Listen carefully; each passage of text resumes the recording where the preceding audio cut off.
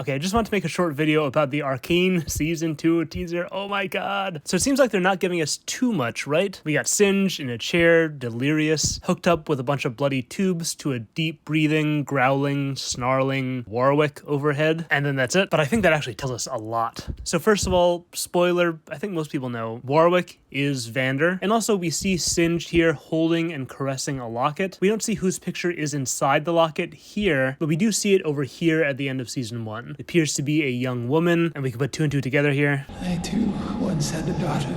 So that, plus Vander being alive, I think they're telling us that parenting, taking care of someone you love, is going to be a central subject matter of Season 2. We will undoubtedly learn more about Singed and his daughter, the whole backstory there, and then we'll see the topic explored through Vander and Vi and Jinx, and then we'll definitely see it also through Vi and Jinx themselves. And then remember, Kate's mom is on the chopping block, so there's that parent-child relationship too, maybe Heimerdinger and Victor as well, and then Mel and Mbessa will 100% see. Mbessa was also just announced as a new champion, so I think expecting more from that relationship, that's a pretty safe bet. Okay, and also we can't only look at the teaser itself. Arcane tweeted out the video with the line, "a nightmarish augmentation." It's a really interesting choice of words. You gotta wonder about nightmarish, like, yeah, your dead father coming back to terrorize you as a werewolf monster. That is very much living in a nightmare. The aftermath of this for Kate and the war that's coming, that is for sure a nightmare as well. But augmentation is what interests me more. The idea of something changing but with some connotation of being added to, and then combine that with nightmarish means it's bad in some way. That feels very fitting as a central motif to follow Season 1's motif of change.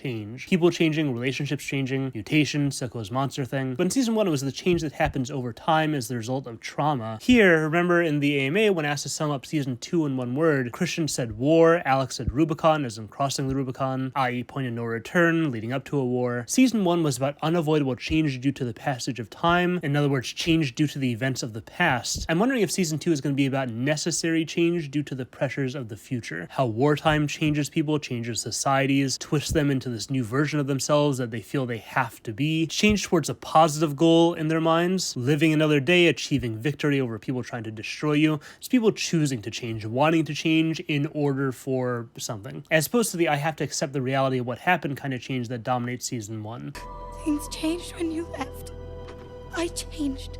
You did what you had to do to survive. Jinx seems to be already on that path by the end of Season 1. Victor already has tension with that path. Heimerdinger we saw heading in that direction. And I could definitely see this topic shaping Jace's arc in relation to the war and being Mel's central dilemma with politics and her mom. Keithan for sure is going to face this kind of choice, especially depending on what happens to her mom. And Vi too in aligning herself with Kate. And then it seems like Singed has always been on this path of augmentation, necessary change towards a positive goal. And now we see war transforming Vander the pacifist into a literal monster who's stronger than ever. I'm hoping we're going to see some really interesting type of choice there. Another thing to note is that this is the first real teaser of Season 2, and it's kind of unexpected for me that they chose to show us Singed and Vander here. We know that war is coming, it's going to dominate everything. I'm kind of surprised they didn't choose to show us something about that, like something about Noxus, or something relating to the final moments of Season 1. Choosing to focus on the nightmarish augmentation with our dark parents, that's exciting to me because of the more personal scope that implies. It's evidence of Arcane's strong commitment to focusing on relationships and character, even with the plot literally blowing up into something bigger, undoubtedly. The depth of their characters and the relationships is what we all love about the show already, and they have that at the forefront of their Season 2 promotions. That's exciting to me. Last note here, Amanda's one word for Season 2 was forgiveness, and it's not directly related to what we're seeing here, but it made me realize that Singed was one of the few characters in Season 1 who we really were never made to feel sympathetic to in any way. Mostly because he was barely in the season, his name wasn't even mentioned a single time, but the fact that he's the big first reveal centerpiece here, A, that seems to imply that he's a main character of Season 2, and then B, if forgiveness is a central theme, and we know how Arcane's themes go super wide and super deep for every main character, I am so excited to see Singed get super duper humanized and to have scenes about him and his daughter that make me cry. That is going to be so amazing. I'm not quite as excited for a year of having to say Singed's daughter. Gotta be like the hardest name in history to make possessive. But yeah, anyway, that's all I got for now. Sunday I am dropping the massive Spirited Away video I've been working on for the last couple months, and that's if I can find a way to export it without my computer crashing. It is that gigantic, so stay tuned for that. Stay tuned for more Arcane content when more stuff drops about the new season, and thanks for watching.